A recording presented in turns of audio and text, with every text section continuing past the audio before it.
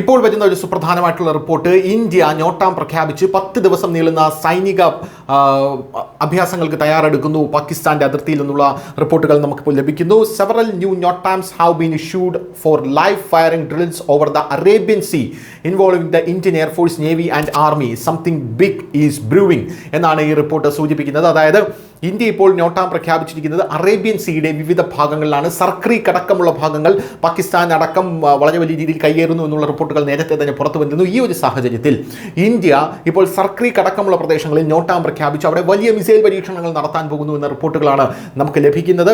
ഇത് നാഷണൽ മീഡിയയെല്ലാം വളരെ വലിയ രീതിയിൽ ചർച്ച ചെയ്യുകയാണ്. പോരാത്തതിന് സർക്രീക്കിൽ മാത്രമല്ല, ഗുജറാത്തിലെ ജാംനഗർ അടക്കമുള്ള പ്രദേശങ്ങളിൽ പാകിസ്ഥാൻ ആക്രമിക്കുമെന്നുള്ള റിപ്പോർട്ടുകൾ നേരത്തെ തന്നെ പുറത്തു വന്നിരുന്നു.